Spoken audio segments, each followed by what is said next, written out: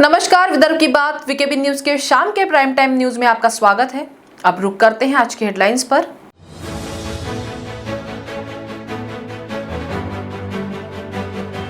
नागपुर से भी रहा फिल्म अभिनेता का करीबी रिश्ता। 2 बार कार्यक्रम के जरिए दिलीप कुमार आए थे संतरा नगरी।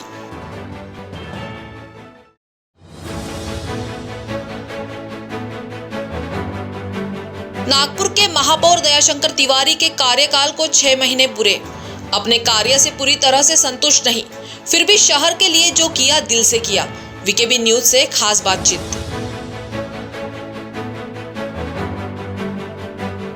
और नागपुर में डबल डेकर फ्लाईओवर का इतिहास रचेगी मेट्रो। 1 साल में मेट्रो को मिलेगा दूसरा double decker flyover.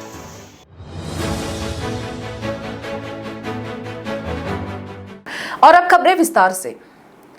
Hindi cinema के दिग्गज कलाकार अभिनेता दिलीप कुमार का बुधवार को सुबह निधन हो गया। 98 वर्षीय दिलीप कुमार काफी समय से बीमार चल रहे थे। उन्हें हाल ही में सांस लेने में परेशानी के चलते अस्पताल में भर्ती कराया गया था, जिसके बाद उनके निधन की खबर आई। दिलीप कुमार के ऑफिशियल ट्विटर हैंडल पर उनके निधन की जानकारी दी गई। उनका इलाज कर रहे पल्मोनोलॉजिस्ट डॉक्टर जलील पारकर ने भी ये खबर दी। Tragedy king Dilip Kumar Wardha road पर बनने वाले साईं मंदिर के सहायतार्थ धंतोली ग्राउंड में आयोजित पंडित भीमसेन जोशी के शास्त्रीय संगीत कार्यक्रम में बतौर अतिथि आए थे। वहीं दूसरी बार 1991 में देशपांडे सभागृह में डॉक्टर मनशा उमर रहमान साहब के सम्मान में आयोजित कार्यक्रम में आए थे। पार्श्व गायक कादर बताते हैं कि उन्हें दोनों कार्यक्रमों में गाने का अवसर मिला था। इतना ही नहीं, फिल्म कोहिनूर का जब गीत पेश किया तो दिलीप साहब ने खुश होकर आशीर्वाद भी दिया था। फिल्म अभिनेता दिलीप कुमार का नागपुर से भी नाता रहा है। अपनी हिट फिल्मों के दौर में वे 2 बार नागपुर भी आए थे। उन दोनों कार्यक्रम में नागपुर के पार्श्व गायक एम ए कादर को भी गाने का अवसर मिला था। आज वह हमें छोड़कर चले गए हो, लेकिन नागपुर से जुड़ी याद हमेशा नागपुर वासियों के दिलों में तरोताजा रहेगी। देखिए, ये वक्त नहीं है कि उनको हमने ट्रीटमेंट क्या दिया। 98 की उम्र में हर इंसान को कुछ ना कुछ तकलीफ़ें होती हैं और उनका इलाज हमने जो किया है वो सही तरीके से किया है। उम्र का तकाजा था और उस वजह से आज सुबह 7:30 बजे डॉक्टर नितिन गोखले थे, सायरा जी थी और 7:30 बजे उनका देहांत हो चुका है। भगवान करे कि उनके आत्मा को शांति मिले। दिलीप साहब, आप जैसे जानते हैं कि एक खाली फिल्म अदाकार ही नहीं थे, फिल्म एक्टर ही नहीं थे, एक बहुत ही ग्रेट ह्यूमन बीइंग थे और इस रिश्ते से उनकी मोहब्बत सारे देश के हर एक उस बच्चे से, बड़े से, बूढ़े से रहती थी। जिसको देश से प्रेम हो, जिसको फिल्म से प्रेम हो, आर्ट से प्रेम हो और इंसानियत कूट-कूट के उनमें भरी गई थी। इसी सिलसिले से कुछ ही देर में हम आप लोगों को इत्तला कर देंगे। शाम हमने ये सोचा है कि 5 बजे बैरियल उनका जुहू कब्रिस्तान में, जो सांता क्रूज पे है, वहाँ पर होगा। दिलीप कुमार के निधन के साथ ही हिंदी सिनेमा जगत के एक युग का अंत हो गया है। देश के प्रधानमंत्री नरेंद्र मोदी, कांग्रेस नेता राहुल गांधी, कई राज्यों के मुख्यमंत्री, बॉलीवुड के दिग्गजों ने दिलीप कुमार के निधन पर शोक व्यक्त किया है और इस दिग्गज को अंतिम सलाम किया। दिलीप कुमार हिंदुजा अस्पताल में भर्ती थे। दिलीप कुमार की सेहत बिगड़ने के बाद उनकी पत्नी सायरा बानो सोशल मीडिया के जरिए लगातार अपडेट दे रही थी। दिलीप कुमार को बीती 6 जून को अस्पताल में भर्ती करवाया गया था। उन्हें सांस लेने में दिक्कत थी। रिपोर्ट्स थी कि उनके लंग्स में फ्लूइड इकट्ठा था, जिसके ट्रीटमेंट के बाद उन्हें डिस्चार्ज कर दिया गया था। इसके बाद 29 जून को कुछ दिक्कत महसूस होने पर उन्हें फिर से अस्पताल में एडमिट करवाना पड़ा। उनके ट्विटर अकाउंट पर हेल्थ अपडेट दिया जा रहा था, जिसमें हालत में सुधार बताया गया था।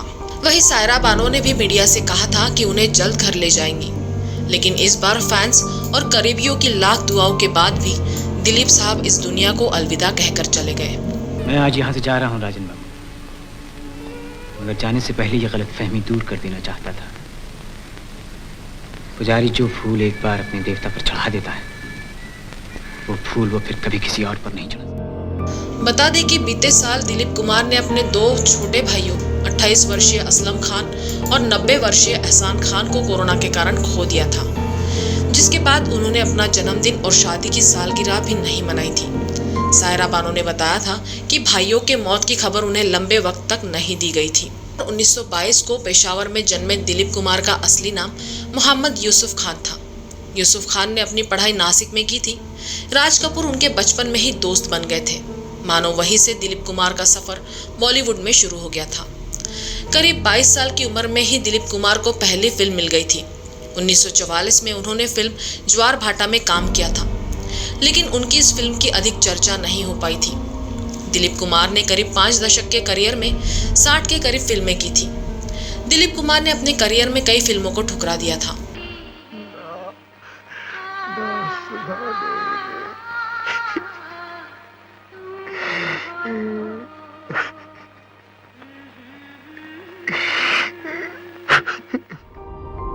दिलीप कुमार का मानना था कि फिल्में कम हो लेकिन बेहतर हो, लेकिन दिलीप कुमार को मलाल भी रहा था कि वो प्यासा दीवार में काम नहीं कर पाए थे।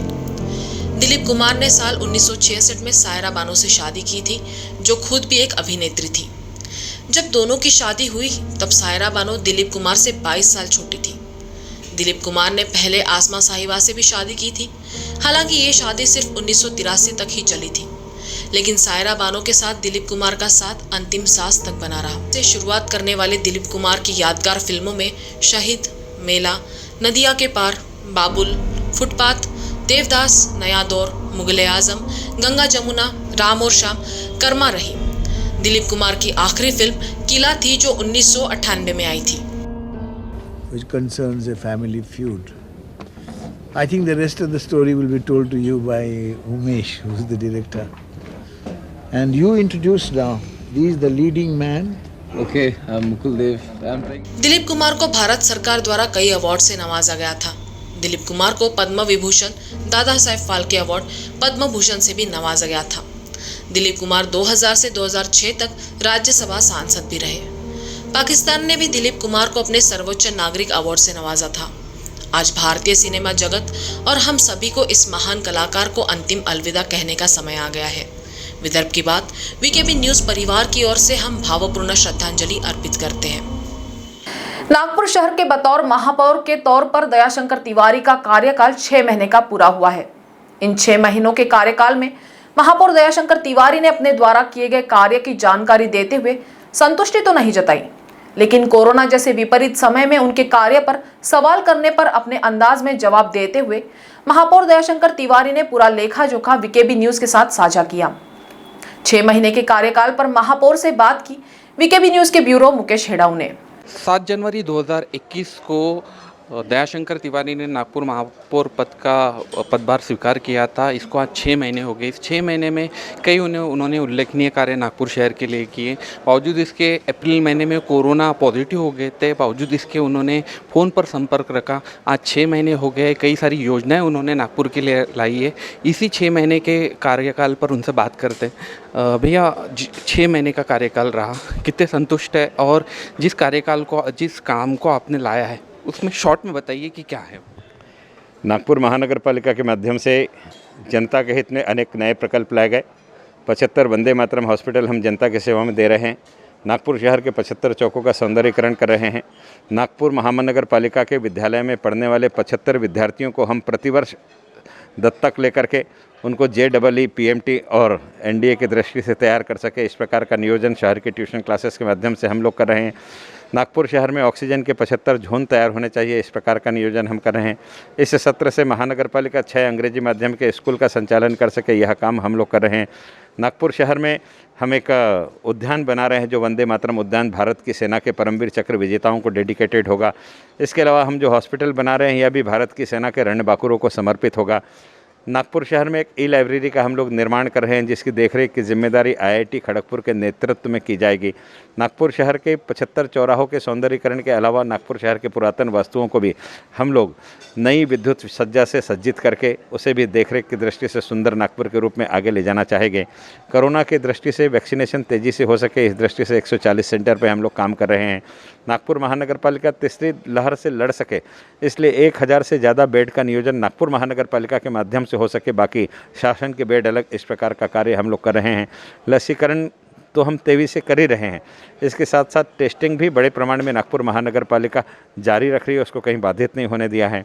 कोरोना के कारण एक प्रश्न ध्यान में आया कि जो माताएं गर्भवती थी और उनकी डिलीवरी होने के बाद बच्चों को दूध से वंचित होना पड़ा कारण माँ पॉजिटिव है, इस समस्या का निराकरण करने के लिए हमने माता के दुग्ध का एक बैंक बनाने का निर्णय लिया है, जो महानगर पालिका के माध्यम से करने का हम लोग संकल्प कर रहे हैं। आने वाले 3 माह में आपको अंगीकृत देता हुआ दिखाई देगा। नागपुर को महाराष्ट्र में सिकल सेल की राजधानी बोला जाता है और वह भी उत्तर नागपुर में ज़्यादा पेशेंट है, इसलिए सिकल सेल का वहाँ पर हम लोग एक अनुसंधान केंद्र भी वहाँ खोल रहे हैं, जो केंद्र सरकार की ग्रांट से हम लोग शुरू कर रहे हैं और महाराष्ट्र का एकमात्र केंद्र होगा जहाँ से अनुसंधान सिकल सेल के सेक्टर में होगा और डे केयर सेंटर के भी हम लोग वहाँ शुरुआत कर रहे हैं। कुल मिलाकर के नागपुर शहर के पर्यावरण की दृष्टि से, शिक्षा के दृष्टि से, विद्यार्थियों के लिए हम लोग एक ऐसी प्रयोगशाला बना रहे हैं जिस प्रयोगशाला में हंसते खेलते विद्यार्थी अपने सिलेबस का संपूर्ण विज्ञान और गणित समझ सके, इस प्रकार का नियोजन हम कर रहे हैं। चुनौतियाँ काफ़ी थी क्योंकि कोरोना का समय था, आप खुद पॉजिटिव थे, ऐसे में नागपुर एक विकराल रूप धारण कर चुका था। किस स्थिति पर नियंत्रण रख के, किस तरह से आपने खुद पर नियंत्रण रख के इन सारी चीज़ों का सामना किया और किन बातों को फेस किया? दुष्यंत कुमार जी की बड़ी सुंदर पंक्ति है कि नदी छोटी ही सही प्यास बुझाती तो है, नाव जर्जर ही सही मौजों से टकराती तो है, एक चिरागा फिर कहीं से ढूंढ लाओ दोस्तों, इस दिए में तेल की डूबी हुई बाती तो है। वातावरण विपरीत था, मन में उत्साह था काम करने का, इतने वर्षों का महानगर पालिका का अनुभव था। साथ ही साथ में अगर प्रशासन और पदाधिकारी दोनों ने मिलकर तय किया कि काम करना है तो काम कितना भी कठिन हो वो सहजता से किया जा सकता है।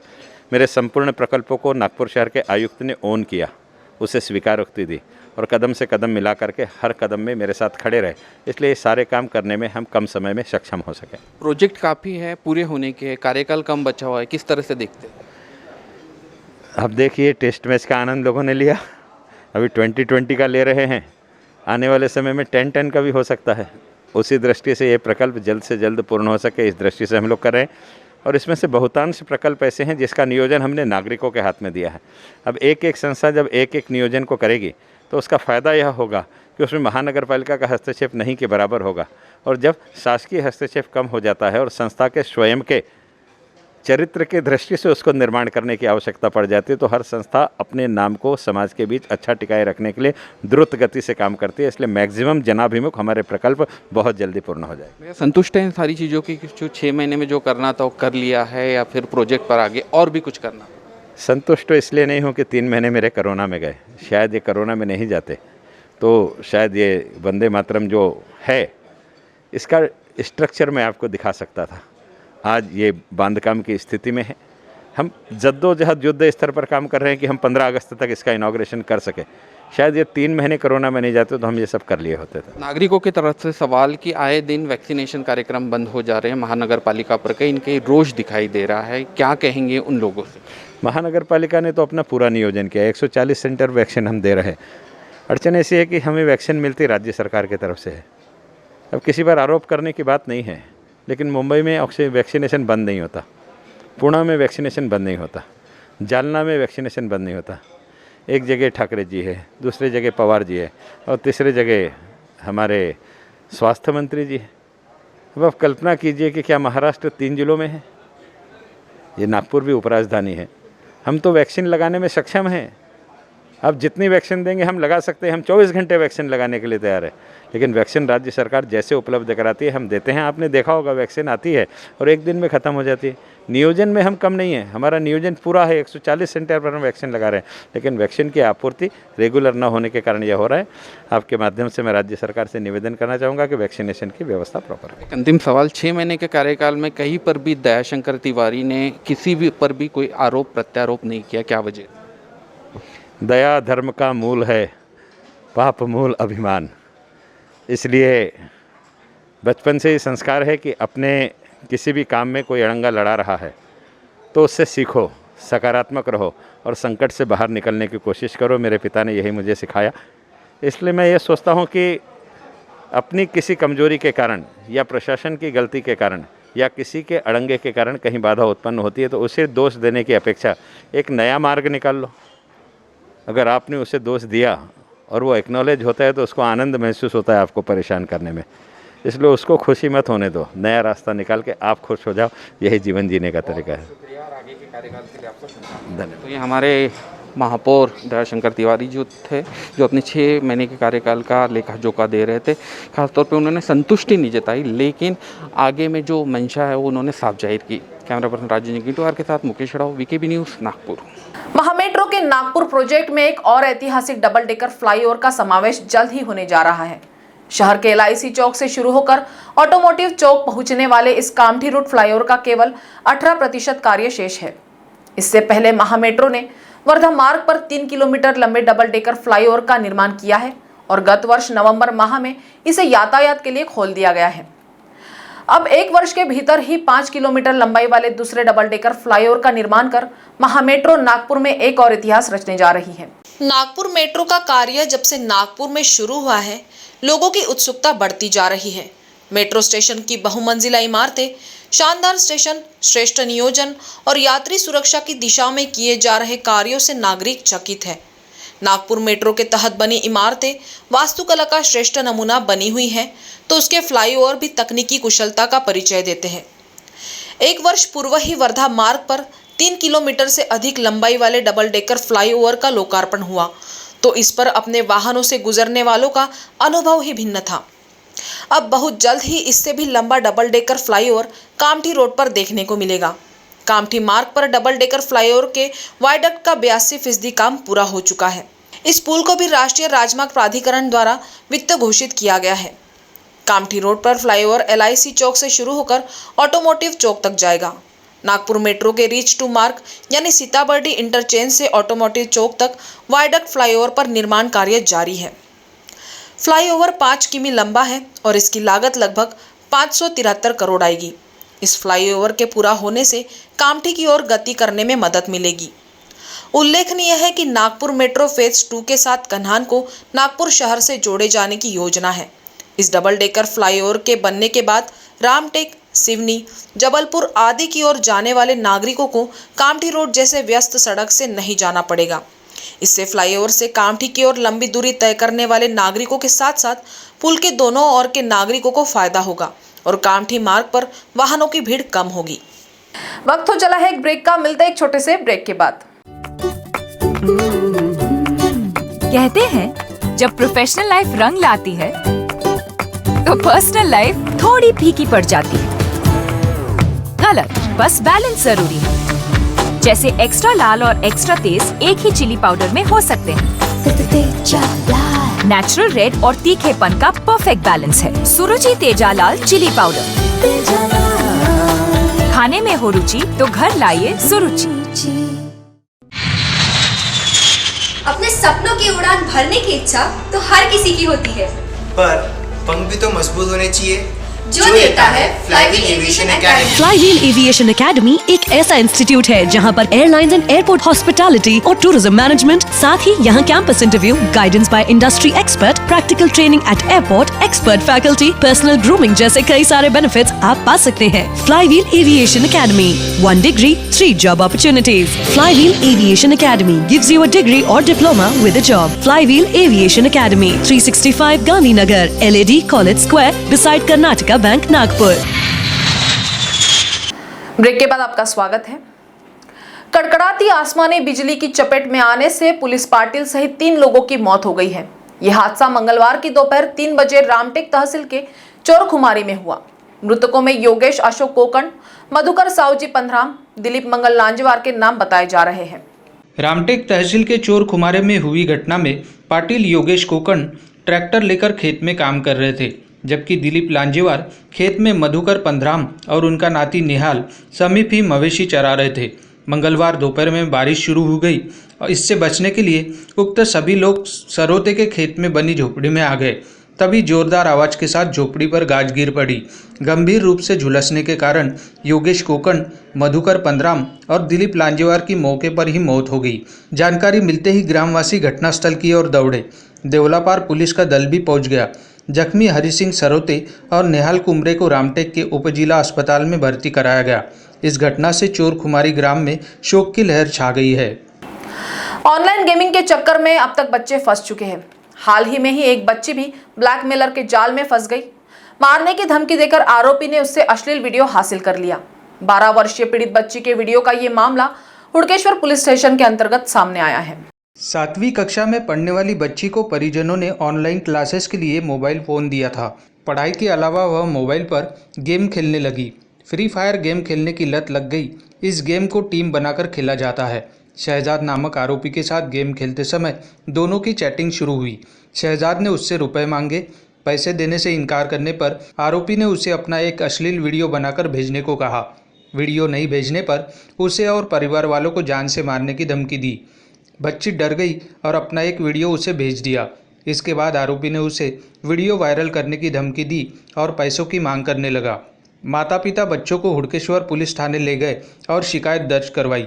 API VK. पारधी ने विविध धाराओं के तहत मामला दर्ज कर जांच आरंभ की है।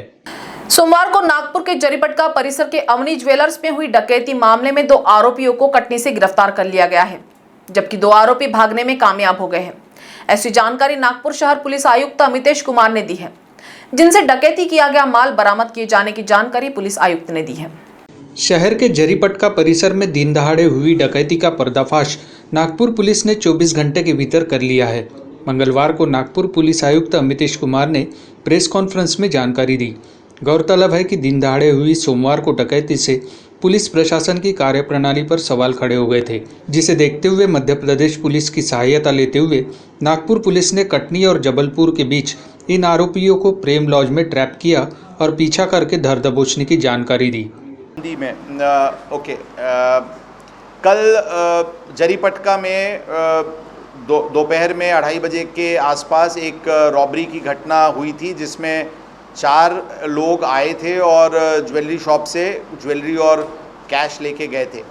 इमीडिएटली नागपुर सिटी पुलिस की टीम, जोन 5 की टीम, क्राइम ब्रांच की टीम इमीडिएटली इन्वेस्टिगेशन पे लगे थे और अंदाजन 82 जगह के सीसीटीवी फुटेजेस, 400 आवर्स के ज़्यादा ड्यूरेशन के फुटेजेस ये अगले 3 से 4 घंटे में तपासे गए थे।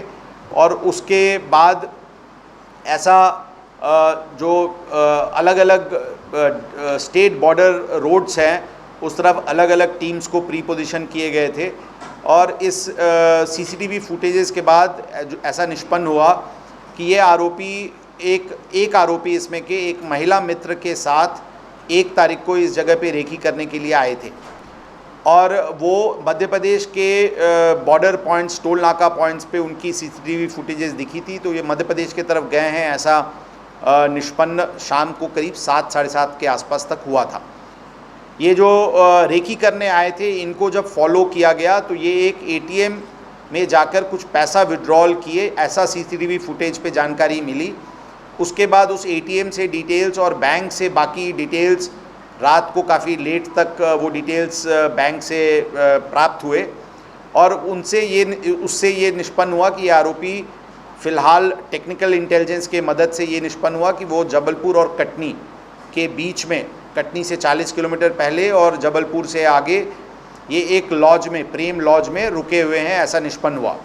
हमारी टीम जो शिवनी में थी उसको उस स्पॉट पे पहुंचने में मिनिमम 6 घंटे के समय लगने वाला था। उतना समय बर्बाद करना उपयुक्त नहीं था क्योंकि हमें शंका थी कि ये लोग उत्तर प्रदेश के दिशा में जा रहे हैं। हमने इमीडिएटली और हमारे ऑफिसर्स ने, जो भी हमारे बैचमेट्स और फ्रेंड्स मध्य प्रदेश पुलिस में हैं, उनसे मदद ली गई और रात को जबलपुर और कटनी पुलिस की जॉइंट टीम ने ऑपरेशन की और आरोपी ये प्रेम लॉज से निकल के जा रहे थे। वहाँ पे मोटरसाइकिल ने चेज़ उनको शुरू किया। एक मोटरसाइकिल ने कटनी पुलिस के के गाड़ी से धड़क लगी उनको और 2 लोग गिरे। वहाँ एक आरोपी का पैर फ्रैक्चर हुआ है, दूसरे को कुछ इंजरीज़ है। उन लोगों को ताबे में लिया गया है। दूसरी मोटरसाइकिल को दूसरी टीम करीब 20 किलोमीटर तक चेज़ करी, लेकिन वो आगे मोटरसाइकिल छोड़ के वो जंगल में चले गए। उनकी सर्च ऑपरेशन अभी भी शुरू है। जो अरेस्ट आरोपी हैं उनके पास से कुछ कैश, एक रिवॉल्वर, कुछ लाइव राउंड्स और कुछ सिल्वर और कुछ छोटे अमाउंट के गोल्ड ज्वेलरी रिकवर किए गए हैं। आगे की तपास इसमें शुरू है। इस पूरी टीम में जो एक टीम वर्क कल रात पूरी रात जो हमारे 4 DCPs, 2 एडिशनल CPs, ये लोग और उनके मध्य प्रदेश के काउंटर पार्ट्स, इन्होंने जो मिल के ये टीम वर्क को किया, इससे आरोपी मिलने में सफलता प्राप्त हुई है इसमें पूरी टीम जो इसमें काम की है उनको 1 लाख रुपए का कैश रिवॉर्ड दिया गया है। भूत बाधा दूर करने के नाम पर तांत्रिक की मदद से पत्नी को यातनाएं देकर यौन शोषण किए जाने के मामले में यशोधरा नगर पुलिस ने पति और पूर्व सैनिक से तांत्रिक बने मनीष वंजारी को गिरफ्तार किया है। करीब 1.5 साल बाद यह मामला सामने आया है। पीड़ित महिला के पति की हार्डवेयर की दुकान है। वह काफी समय से परिजनों की मदद से पत्नी को यातनाएं देता है। वंजारी सेना से निवृत्त होने के बाद पीएनबी में सुरक्षा कर्मी है। वह नरसाला में तांत्रिक के तौर पर चर्चित है। दिसंबर 2019 में पति तांत्रिक वंजारी के संपर्क में आया और वो अपनी पत्नी को वंजारी के पास ले जाने लगा। वह कथित तांत्रिक विधि करने के पहले वंजारी पीड़िता को भभूत देता था, जिसका सेवन करने के बाद पीड़िता को बेहोशी छाने लगती थी। अचेत अवस्था में जाने के बाद वंजारी पीड़िता से पति के सामने ही आपत्तिजनक बर्ताव करता था। सर, हा जो प्रकार आहे म्हणजे 14 वर्ष झाले आहे लग्नाला, तेव्हा यांचा शारीरिक आणि मानसिक त्रास चालूच होता आणि हे नेहमी माझ्या घरचे लोक जे आहे, माझी सासू, माझा नवरा, हे नेहमी अंधश्रद्धेवर विश्वास करत होते आणि हे नेहमी आम्हाला म्हणजे मोगाव देवी म्हणून एक स्थान आहे भंडाऱ्याला, तिथे न्यायचे आणि तिथे ते अंगारा वगैरे द्यायचे, ते चारायचे। मुलगा झाला पाहिजे यासाठी पण ते मला पेढे द्यायचे, माझ्या पोटाला हार बांधून मला रात्रभर झोपायला लावलं होतं आणि मुलगा झाला तेव्हा पण यांनी खूप, मुलगी झाली पहिली मला 2008 मध्ये, तेव्हा यांनी खूप तमाशा केला होता की मुलगी नाही हवी बा म्हणून आणि तेव्हा मुलीला स्वीकारण्यास पण मनाई केली। त्यानंतर मग हे 13 वर्षापर्यंत हे इतकंच होतं, म्हणजे मानसिक आणि शारीरिक त्रास देणं, नंदा वगैरे येऊन मला खूप म्हणजे प्रताडित करायच्या, नेहमी आईवडिलावरून अण्णावरून नेहमी मला बोलायच्या, तू अशीच आहे, आम्हाला चांगली उंच आणि चांगली अशी सळपातळ अशी हे पाहिजे होती, सुंदर पाहिजे होती मला भावजं, अशा माझ्या नंदा म्हणायच्या आणि नेहमी अण्णावरून आणि माहेरच्यावरून मला नेहमी बोलत होतं। पण ते म्हणजे नेहमी 1 लाख 1.5 लाख असे मागायचे। पण यावेळेस त्यांनी आम्हाला 3 लाखाची मागणी केली माझ्या आईला, आता मागच्या वर्षी 2018 मध्ये। तर माझ्या आईकडे म्हणजे पैसे नव्हते माझ्या आईकडे, तर मग यांनी माझ्या आईने 9 तोळे सोनं माझ्या पतीला दिलं बँकेत गिरवी ठेवायसाठी। तर ते त्यांनी गिरवी ठेवलं आणि आता त्यांची आई वगैरे आणि ते पण म्हणतात आणि हा तांत्रिक सांगत आहे त्यांना की त्यांचं सोनं द्यायचं नाही। तांत्रिक वंजारी के कहने पर पति भी पीड़िता को यातनाएं देने लगा। उसने पत्नी को अपने मायके से 9 तोले सोने के गहने लाने को कहा। पीड़िता को सदमे में देखकर उसकी विधवा माँ को संदेह हुआ। माँ ने जब पीड़िता को भरोसे में लिया तो उसने आप बीती बताई। इसके बाद परिजनों ने पति को जमकर फटकार लगाई। जीजाजी जो थे, इनके जीजाजी को मेरा नंबर किसी ने दिया था, तो उनके जीजाजी को मुझे कॉल आया था। ये 15 दिन से पुलिस स्टेशन में आके आना जाना इनका चालू था, मगर तकरार अभी तक हुई नहीं थी। मगर परसों के दिन मुझे कॉल आया कि मैडम अभी तक तकरार नहीं हुई, तो मैं उनको मिलने के लिए जाने वाली थी। तो वैसे मैंने एक पुलिस स्टेशन में थोड़ी जानकारी निकाली, तो उसमें मुझे पता चला कि दाखिल नहीं हुआ।